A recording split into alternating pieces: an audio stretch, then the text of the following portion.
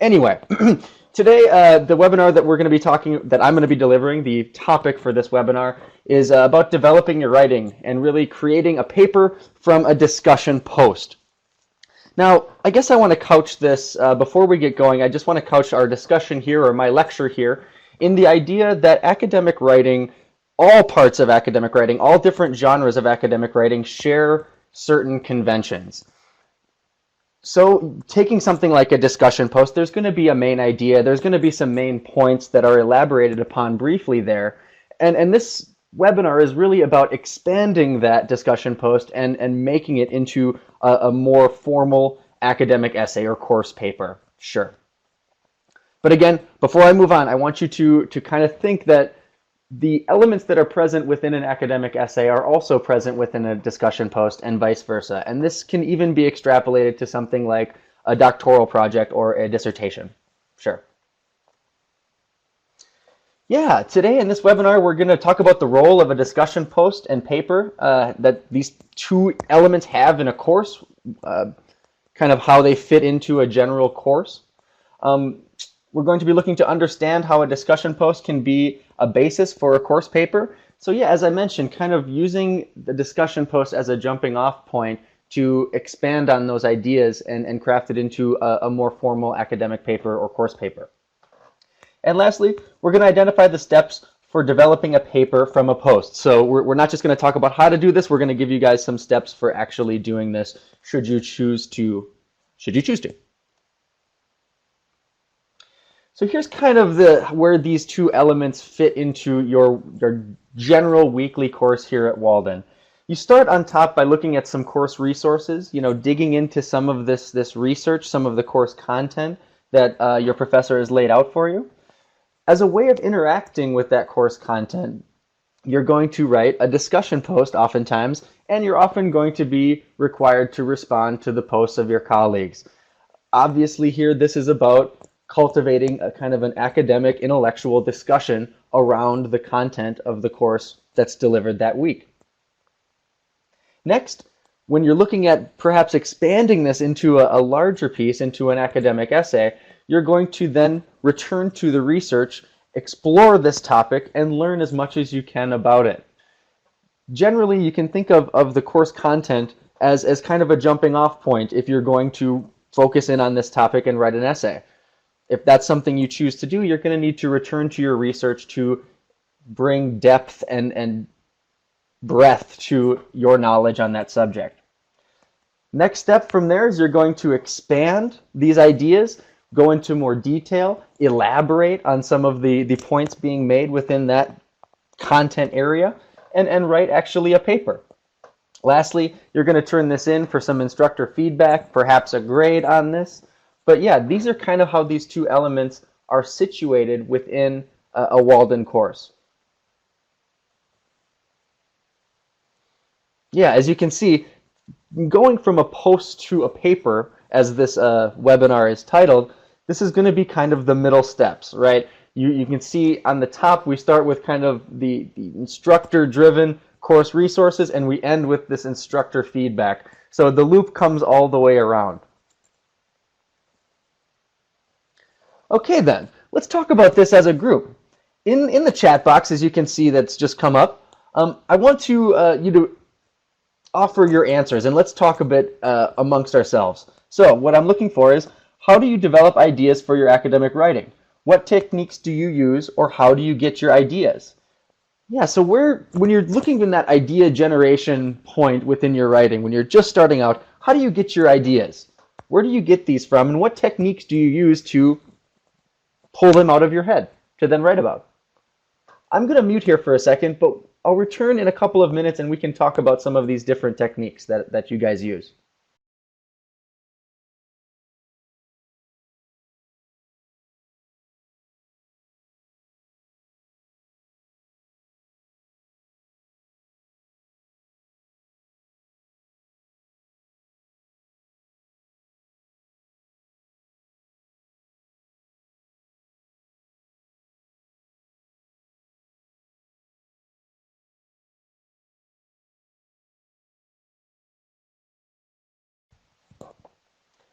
All right, yeah, I'm seeing some really, really great responses here.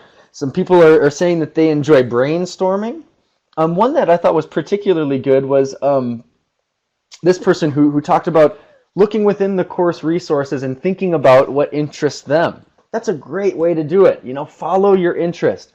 A lot of research and a lot of academic writing is really curiosity based. So following your own interest is a really great way to find topics to write about.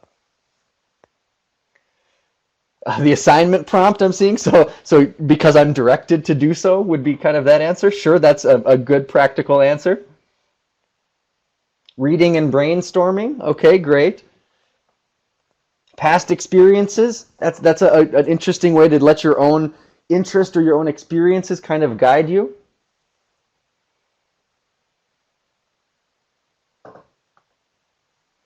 Yeah, I think we've covered kind of the big ones here.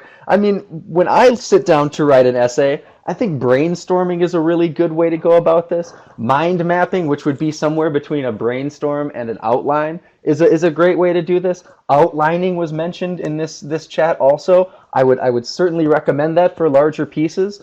One that I didn't see that I would offer to you guys though is a method pioneered by composition scholar Peter Elbow.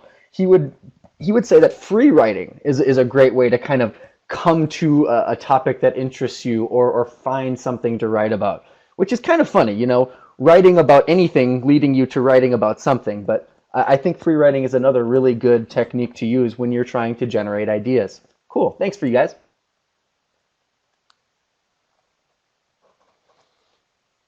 So yes, to begin, looking at crafting a discussion post into a course paper, let's look at writing and responding to discussion posts. This is going to be a really elemental part of your time at Walden, of your studies here. Being that we are in an asynchronous environment, posting your thoughts about a topic and responding to the thoughts of your colleagues about that topic is really our main form of interaction. So this is kind of, think of it as getting a discussion going, right? That's why we call them discussion posts. But yeah, again, we're going to look at writing and responding to discussion posts here in the next few slides.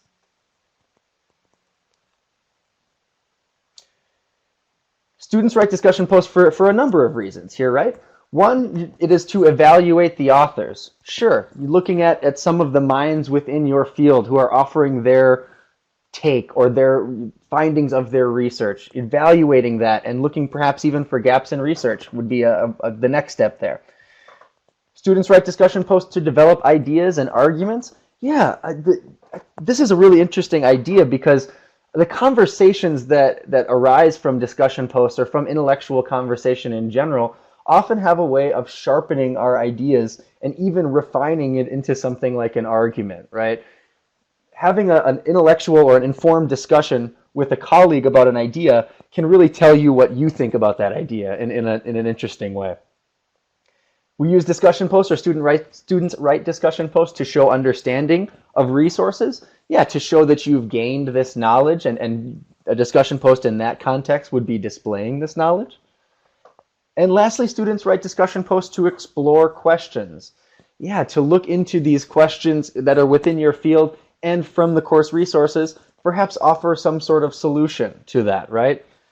Now, what may be obvious here, but maybe not, is that all of these intellectual activities really lead up to writing a paper, right? These all have to do with having your ideas challenged, refining your ideas, and really coming to a point where you know what is out there that's said about your topic and what you want to argue or how you want to lend your voice to this larger conversation that goes on in each field. So again, think of it like this. Think about the discussion post as in some ways laying the foundation, this intellectual foundation for you to actually write a paper of your own and add your voice to this larger discussion.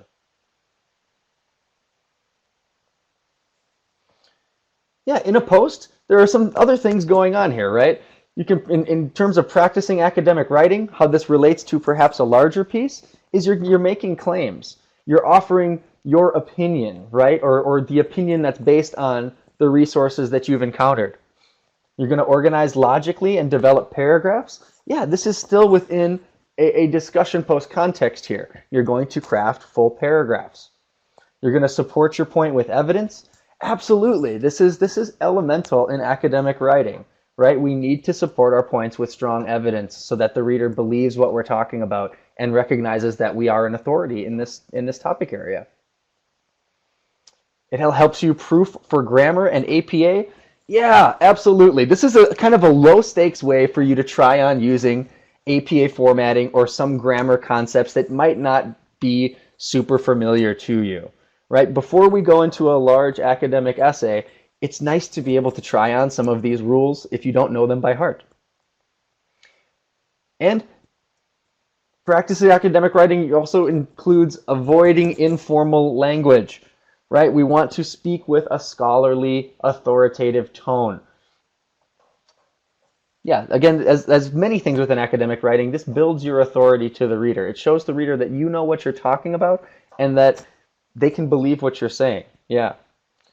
In terms of testing out ideas within a discussion post, it really gives you some space to reflect on your own experience. Whereas your experience might be less applicable in a course paper, a discussion post lets you bring that in. That is a more anecdotal area that you can use your own experience in. Sure. Apply the learning resources to a new context?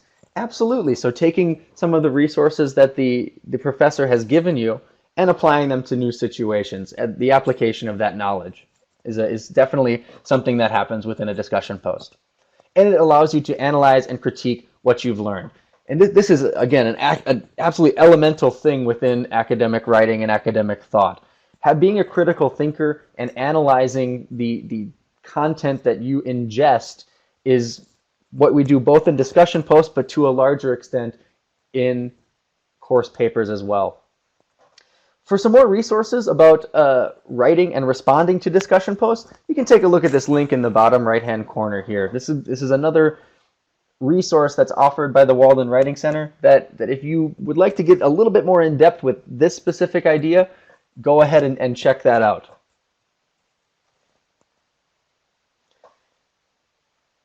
Yeah, think of a discussion post as dipping your toes into a pool in preparation for jumping into the water. Now, this might seem a little metaphorical, right? And this picture illustrates that idea of dipping a toe, but this is really kind of what it is, right? You're trying on these ideas. You're thinking through a specific bit of course content before you go on to lend your voice to this larger scholarly community.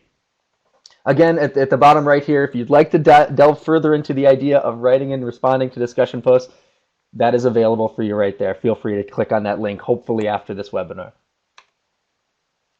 Okay then, let's talk again.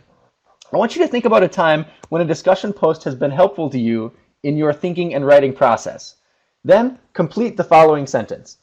The discussion post was helpful in my thinking or writing process because, offer your interpretation there, or what was helpful to you about it. I'm going to go on mute for a minute or two, and we'll come back and we'll talk about this a little bit more as a larger group.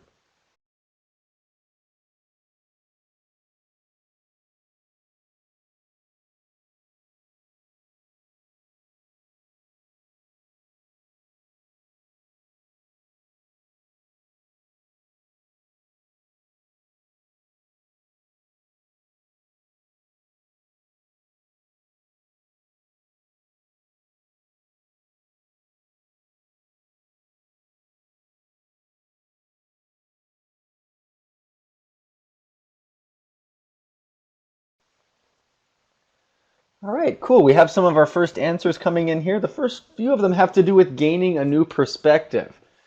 Yeah, this is what's really interesting about discussions and intellectual conversation in general, is it allows you to see what other people think about this and to try on their views, to think critically about them and to even respond to them. Sure.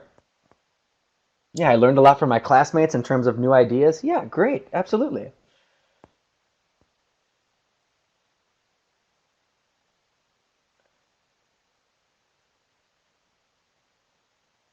Oh, I see another response here. It gave me an idea of how to organize my thoughts. Sure. Yeah, this is, again, a low stakes area for you to start getting a coherent organization to your thoughts. That's awesome.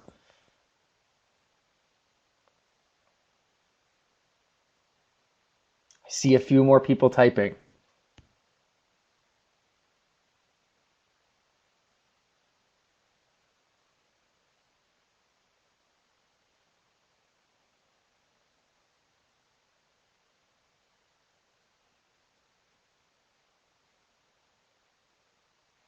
I'll just give you guys a little more time here for those of you who still wish to participate.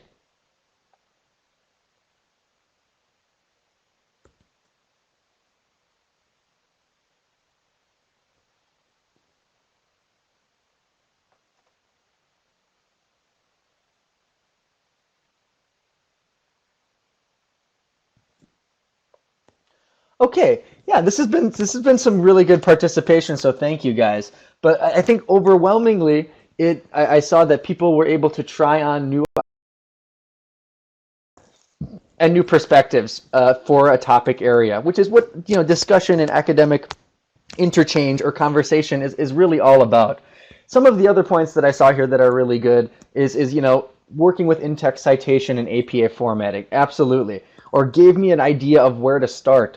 So much of writing I think there's a real anxiety in writing around where do I start? Where do I even begin to discuss this large idea that I have so many thoughts about? Discussion posts can kind of lead you into that, right? Thank you guys.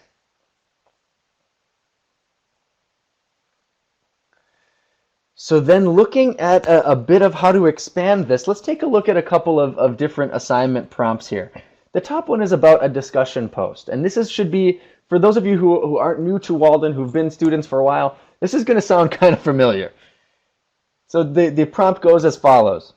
Post by day 2 an evaluation of what you think is the most significant positive aspect and most significant negative aspect of Schmidt's classroom management strategies. Give examples of where Schmidt's method might be effective in your classroom and why.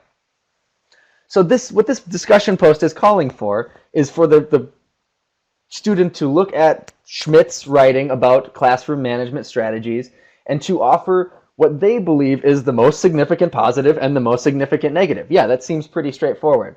Expanding this then into a paper that asks you to apply this knowledge, the prompt changes quite a bit. Here's what an assignment prompt could sound like for a short essay that would ask you to expand upon this discussion post.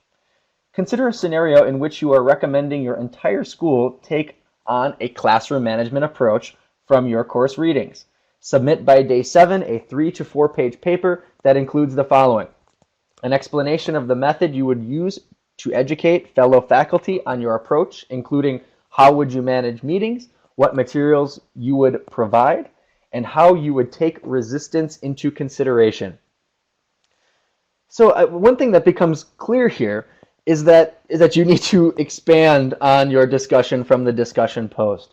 The prompt itself goes into more depth. Instead of asking for significant positive aspects and specific negative aspects, or significant, negative aspects, it's really getting into more detail with that. It's asking how would you manage meetings, so that this could possibly be either or, right? What materials you would provide, so about preparation for these classroom management approaches, and again, how you would take resistance into consideration. So it's more nuanced, right? There's more detail that's required to answer the second prompt than there would be to answer the second. It's calling for more. Okay, before we look at research and finding more evidence and returning to our research from a discussion post that we want to expand into a course paper, I'm going to pause here and see, Casey, Melissa, are there any questions that the group could benefit from? Sure. We actually had a couple questions come in regarding the length of discussion posts. We had students wondering if there was a limit to word count on discussion posts, or how do they know if they've included too much in their discussion posts. So could you speak to maybe like the length or content differences between posts and assignments? Yeah, absolutely. So, how long should a discussion post be? I'm going to give you a very writing instructor answer here. It should be as long as it takes to fully discuss your point. Okay, now again, I know that that's not kind of a concrete thing, but in a discussion post, you want to be more direct, more to the point, and get your ideas out there so that people can respond to them and you can respond to their ideas, vice versa. Sure. Discussion posts are going to, in general, have less detail. You're going to elaborate less on the ideas that you're putting forth. When looking at a course paper, you're really breaking up parts of your discussion post and you're expanding upon them. Something that would be a sentence in a discussion post could easily be turned into a whole paragraph within a short course paper. So how long is too long? I would say if you're repeating yourself, if you find that you're making the same point that you've already made, or that you're just being overly wordy, those are indications that maybe you're getting a discussion post that's too long. Yeah, did that answer your question, Melissa? That did. Yeah, Okay, thank you so much. And we have just one more question, sure. which is about the formatting of discussion posts. We had a question about how a discussion post should be formatted. Okay, yeah. There are some pretty significant APA guidelines when you're looking at writing an essay, right? You need to have a a title page. You need to have page numbers. Your reference entry list needs to be on a page of its own. Within the discussion post kind of platform, it doesn't really allow for you to do that, right? It doesn't give you a lot of space to include things like page breaks or a title page or these kind of conventional formatting needs from a course paper. So it's looser just in general. When I think about using APA in a discussion post as a writing instructor, my mind generally goes to citation and references. You still need to incorporate this kind of APA citation formatting and reference entry formatting into a discussion post. But the larger, more general formatting things that you would apply to a course paper aren't you're not able to put them in essentially. So I wouldn't worry too much about omitting those. Okay, thank you. Those are all the questions we have for now. Okay, great. Then I will move on. As a reminder, we were looking at two different assignment prompts and thinking about expanding our discussion post into an actual course paper, a short course paper. From there, though, as our circle mentioned at the beginning of this webinar, you really need to delve in and find more evidence. You need to return to your research. In the composition community, we talk a lot about research writing as being a really recursive or iterative process, right? You are returning to your research at multiple times throughout your essay writing or throughout your research process. You might start with a group of sources and then find that maybe half of them don't really speak to the topic that you're writing about. Then you return to your research and you find some more and you start writing your draft and you find that hey, this is a really strong piece of evidence I have here, or a strong point that I'd like to make, but I have no evidence for it. And then you need to, again, return to your research to find something that supports that idea. When crafting a course paper from a discussion post, this works similarly well. You need to, again, return to your research and deepen your knowledge on the topic that you posted on for your discussion post. Yeah, outlining a discussion post. Yeah, do a reverse outline of a discussion post where you make a bulleted list of the main points. Reverse outlines are great. What you're doing is you're picking apart a discussion post or even a paper and looking at its main points. Similar to a traditional outline, you're looking at how these ideas work together in terms of their organization. A reverse outline, as the title would suggest, goes in reverse from a normal outline. Oftentimes you outline a paper before you write it. A reverse outline is done after you write it, when you're trying to, once again, pull the main ideas out. An example of this is as follows. A first paragraph or a first few sentences of a discussion post is looking at Schmidt's strategies and a summary of what Schmidt had to say. Moving on, this hypothetical discussion post would then talk about some of the positive things, creates trust between a teacher and students. So again, talking about these classroom management strategies. And the discussion post could then end by talking about some of these negative, some of these significant negative attributes of Schmidt's theory of classroom management. Perhaps it could isolate students. Yes. This is how a discussion post could look if we were pulling out some of the main ideas. Ask yourself, what parts of my post could I use in my paper? Absolutely. This format, this organization is really effective and could easily be expanded into a larger paper.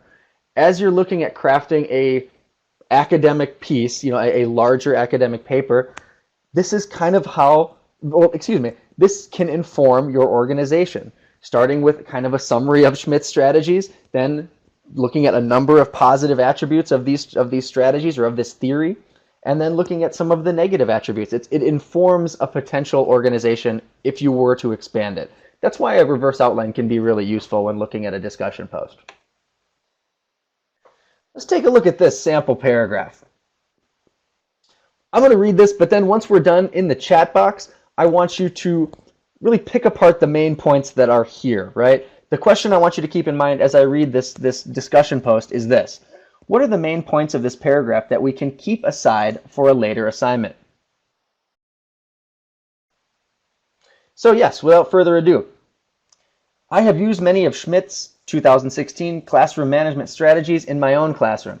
One strategy that has worked well for me is allowing students to decide which assignment they will complete from the list of choices. This approach ensures students are engaged in the assignment while still maintaining high standards. And you have a parenthetical citation there. I have observed a negative result of this strategy, however. Sometimes this strategy can isolate students since each student is working on a different project. Another strategy Schmidt recommended is sending summary reports home to students' guardians. While this strategy creates more work for me, it also ensures students' guardians are engaged in the classroom too. So again, in the chat box, let's talk about some of these main points. What are the main points of this paragraph that we can keep aside for a later assignment? What from this discussion post can we expand upon? I'm going to mute myself for a couple minutes here and wait for you guys to offer your analysis.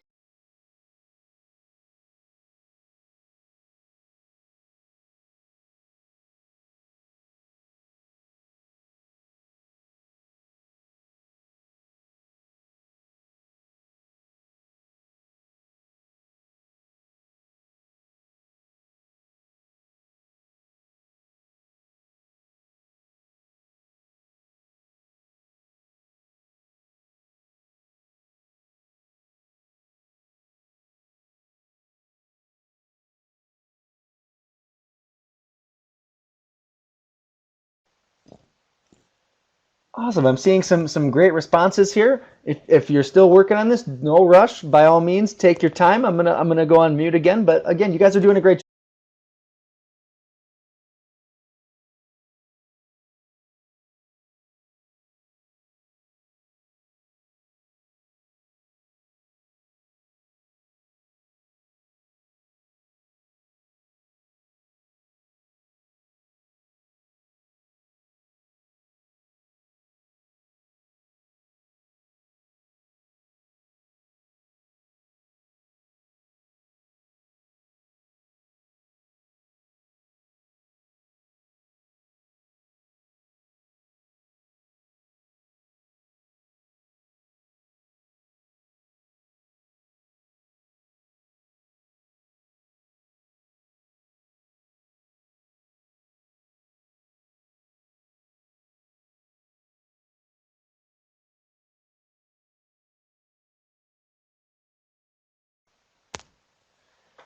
Okay, cool. I'm seeing some great answers here, talking about engaging guardians, talking about teaching methods here. Student engagement certainly is an idea that this gets at.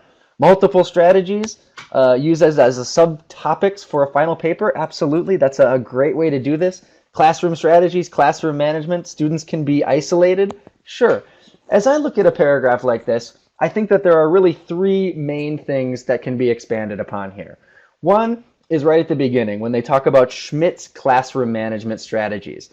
Now, in what follows, they discuss two of these strategies, but as a reader, I'm thinking to myself, I'd like to hear more about this. What other strategies does Schmidt have? Then we're looking at specific strategies. One about course assignments and giving the students choices about to choose an assignment from. Here we see a positive and a negative. One, it can engage students more because they can follow their interest. Two, it can isolate them because each student is working on a different project. Yeah. The last thing I think can be expanded upon here is this second strategy of sending summaries home to a student's guardian. This again has some positive and negative attributes. It talks about how the guardians or the student's support system at home is going to be more engaged in their learning. But it's also more work for the teacher to do so, right? So as I'm looking at these three, these would be the points that I would pick out to then possibly expand upon. Good work, you guys. You guys kind of nailed that one. You got most of those right off the bat. So from there then, as I've mentioned before, we need to return to our research to deepen our understanding. If to use our example of Schmidt's classroom management strategies, we need to learn more in depth about these strategies and about some of the positive and negative outcomes of them. If I were to be researching this, I would go to the library and really look who else is studying these classroom management strategies. What do those studies find? Are these thought of as being positive? Are these thought of as being perhaps negative or less useful? To find this information, though, you need to, again, return to your research and identify gaps. You want to review your learning resources before you do this?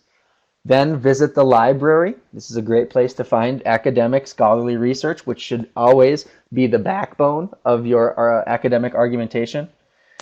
You can follow the reference list of what you've read. Oh, this is such a great strategy.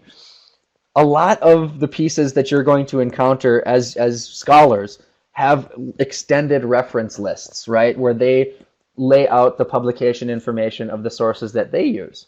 These are just solid gold for doing research, because you can take those ideas and look up the actual piece that the piece you're looking at used and really engage with that piece then as well. It kind of can point you in the right direction for other voices within that conversation. Lastly, considering your own experience as applicable. Sure, your own experience can kind of inform your research. Yeah.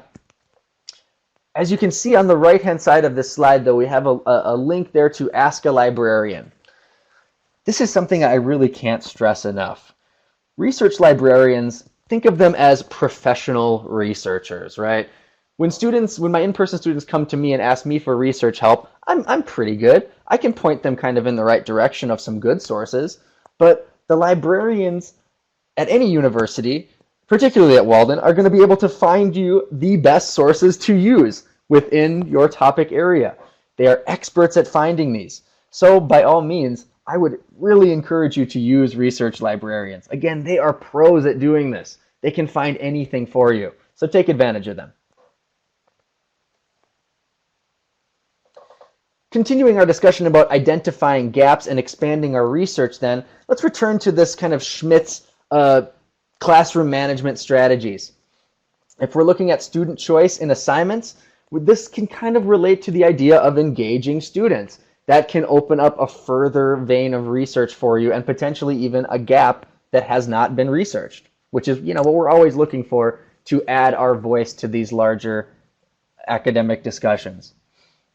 Student choice can also lead to isolation, so this is another potentially a gap within the research. The only way to find out if it's a gap is to go and look at the research that's been done in this topic area, to actually pound the pavement and see what's been published out there. Summary reports to guardians, engage guardians. Yeah, again, this works similarly well. Summary reports equals make more work for teachers. Yeah, totally. These, again, could be potential gaps in literature. After more research, looking at developing these research questions to guide our research, you can think about, how could I avoid student isolation when giving students a choice in assignments? Yeah, this would be a perfectly good question to guide your research. As always, we want to start with research questions and look for answers to those questions. We don't want to start with a prospective thesis and then try to prove that thesis. We want to let our research guide our writing. Be open to where your research takes you. Another possible research question could be, is there a way to make summary reports quicker to create? Sure. This could be something that you then turn to the databases, turn to the librarians, and really try to find an answer to. Lastly, is there research to show how not using these strategies negatively affects students and guardian engagement? Yeah. Again, the point I'm getting at here is that from these specific main points in a discussion post, if you were to expand this into a larger research paper, you would then take some of these or gather some of these research questions, maybe one, maybe two that are really good, and look for the answer to those to then inform your research as you move forward.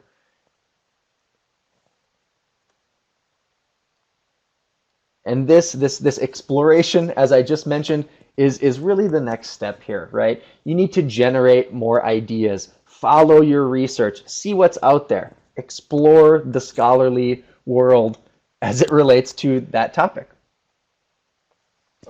So yeah, let's chat again. In the chat box, I want you to respond to this question. What strategies do you currently use to brainstorm, develop, and expand your ideas?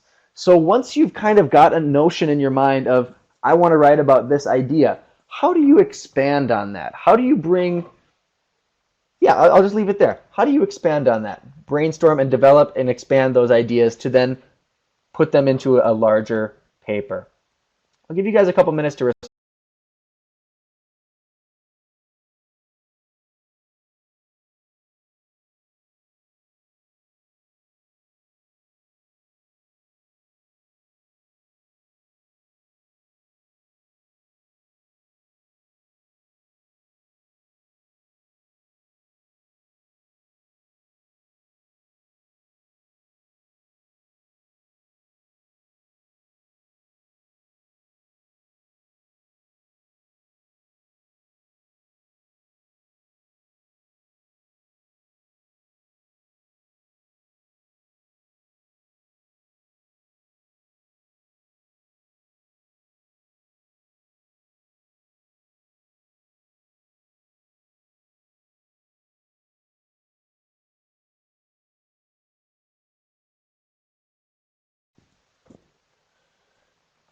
Okay, I'm seeing some really awesome answers come in here. I'm going to give you guys one more minute before I start kind of discussing some of the trends I'm seeing for those of you who are still writing. So don't rush. You got to.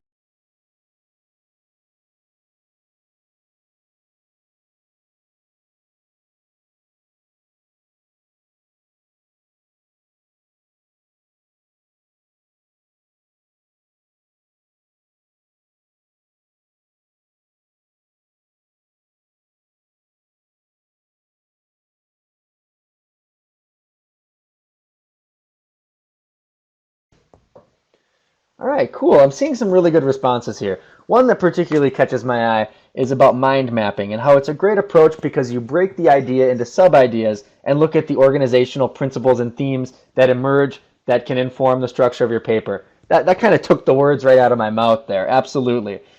Breaking things down into certain buckets, right? Mind mapping these things into subtopics can really help to inform your overall essay organization. Before this process, if you're earlier in the process, another response that really kind of caught my eye would be to Google search this topic. Google this idea and see what pops up.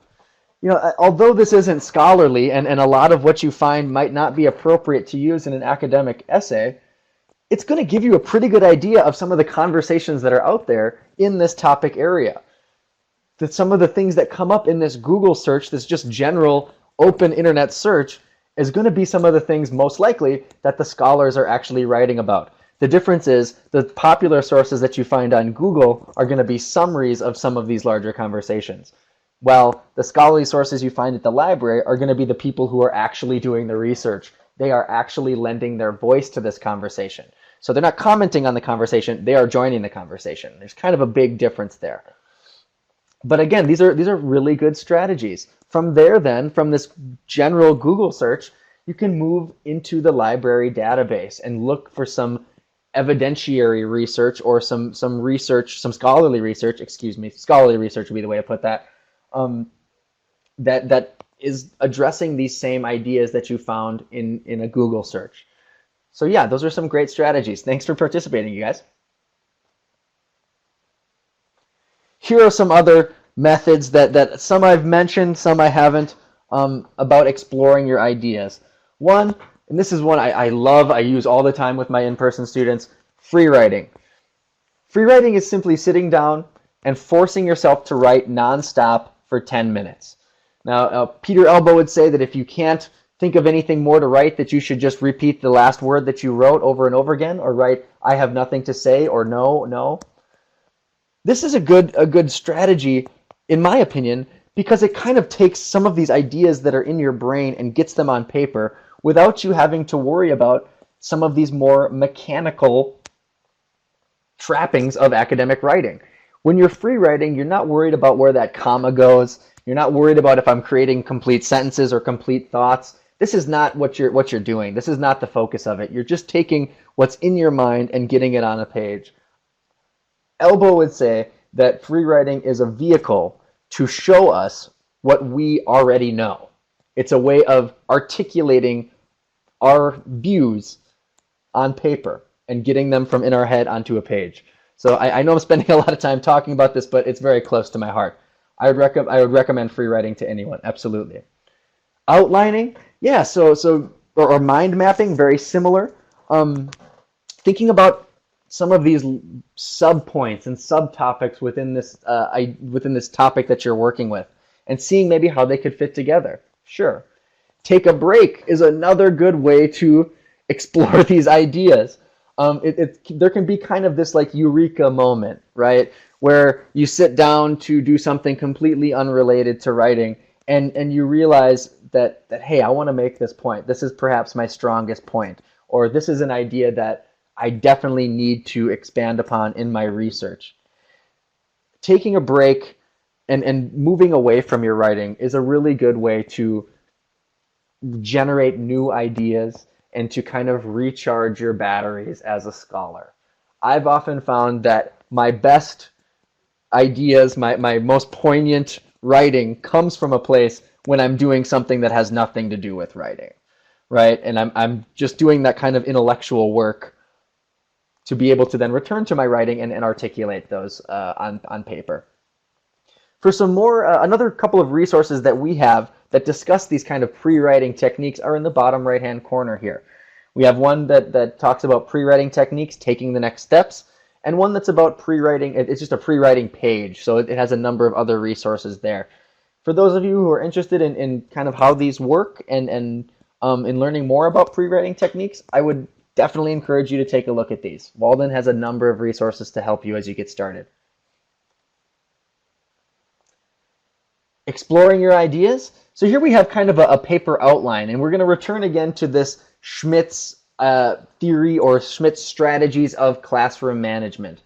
To break this up into a larger, maybe end of the week style course paper, this is perhaps an effective outline for this.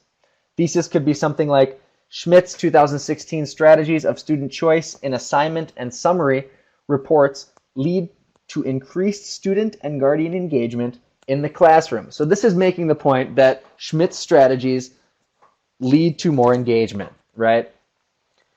And what it's doing here, as you can see in the organization, is it's breaking these into two. It's breaking them up by allowing student choice, and one by sending these reports home to the guardian. This is a perfectly good way to break this up. In both of these, then, it breaks down some of the advantages, some of the disadvantages, and it also includes some of the sources that this author is going to bring to these paragraphs.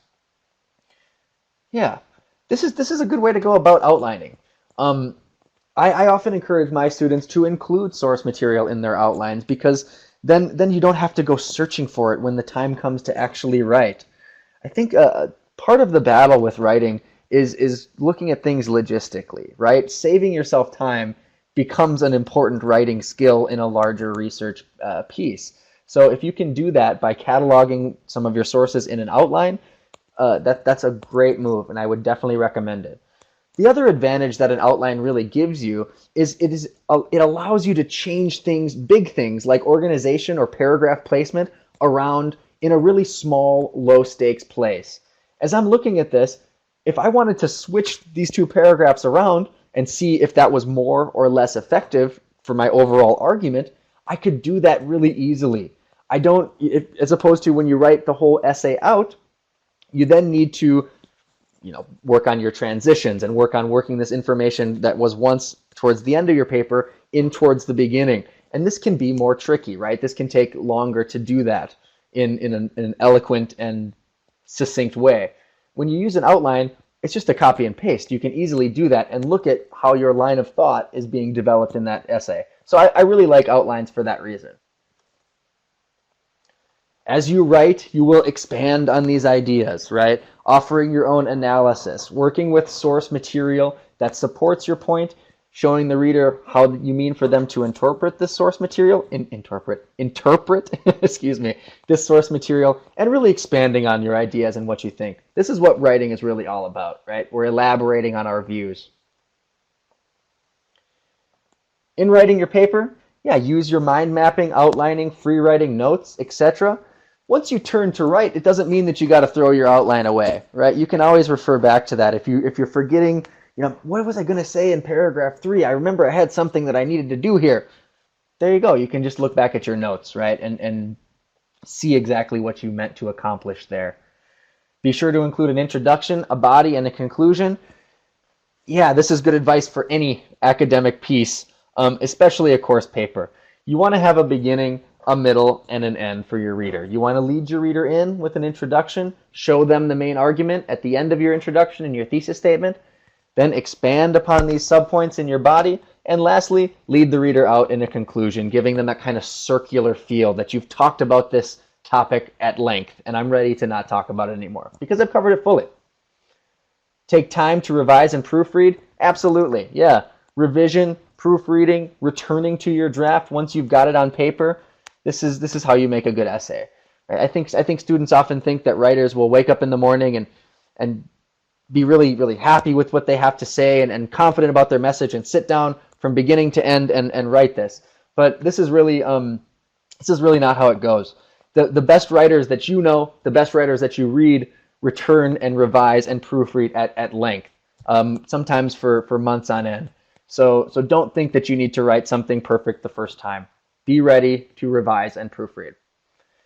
You can return to your discussion post if needed. If you had like a really good point that you made there that you think is getting buried as you're drafting this larger piece, by all means return. And you can always ask your instructor questions. They're going to be a good resource for you and for clarification. But I'm sure that it would be okay to run some of these ideas by your instructor. They are going to be the authority in their field, right? So if you're thinking about, does this point really fit within this discussion, that would be a question that you could ask your instructor.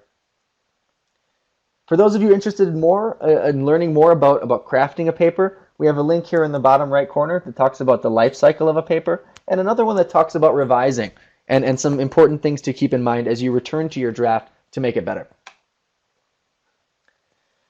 Final recommendation, give yourself time. Time is the word that's right back there behind their top little course resources box. As I mentioned, one of the big challenges of writing is logistical, is thinking about time, is fitting that in. So in going from your course resources to your discussion post, to your research, and expanding into a paper to turn into your instructor, think about time here, right? When can I find the time to do this?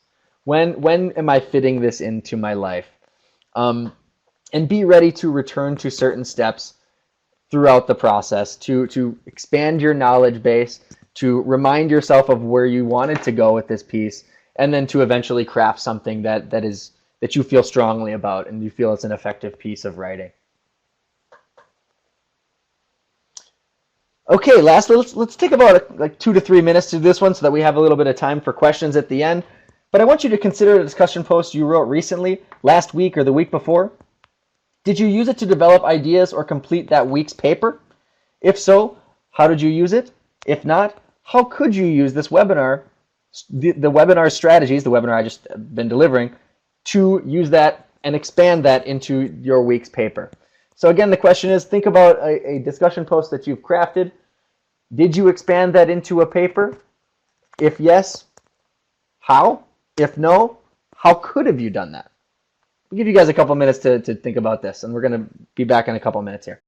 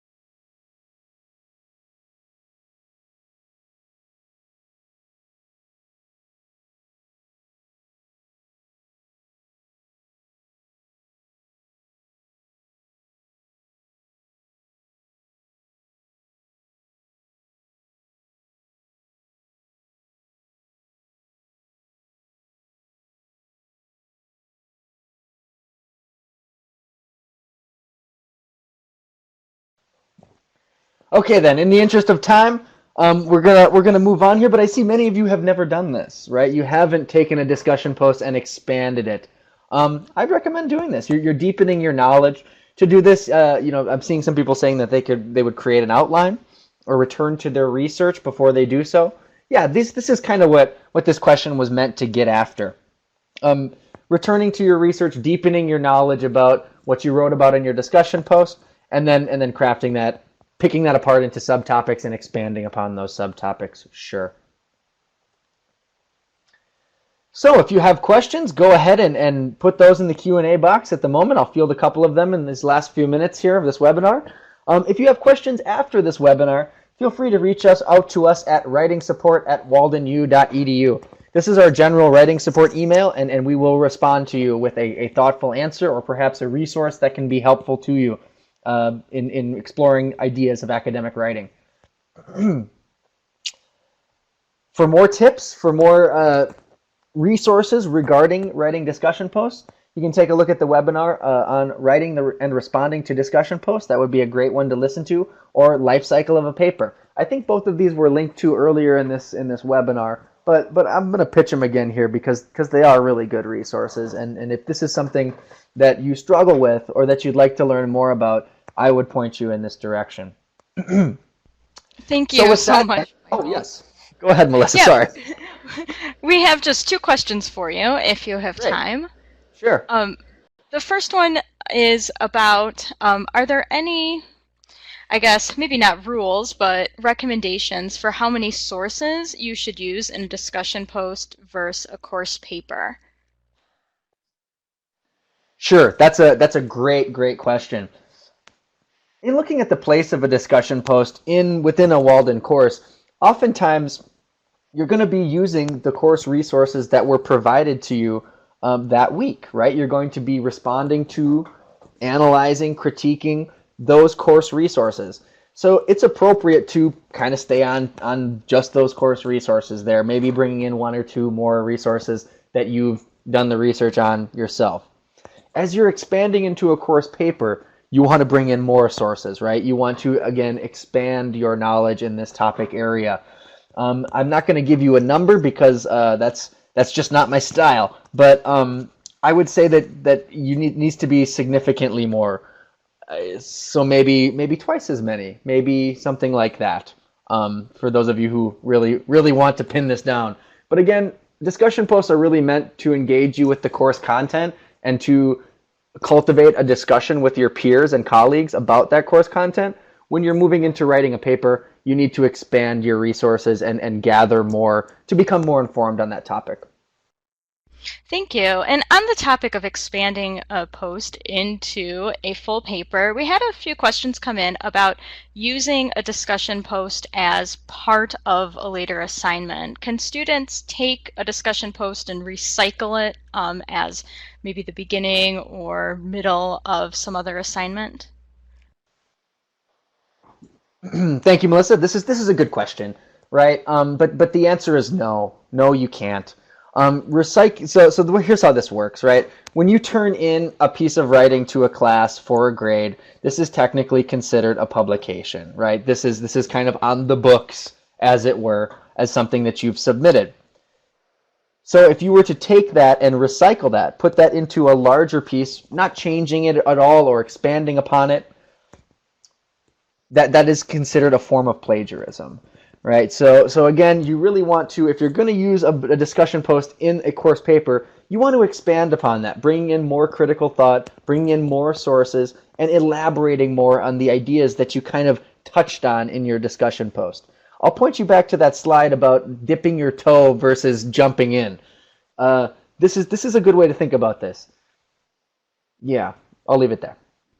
Okay, that's a great answer. Thank you so much for clearing that up. Well, Michael, I want to thank you for your time presenting tonight. This was such a useful webinar about developing a paper, moving from your post to that course paper. And I want to thank everybody for attending.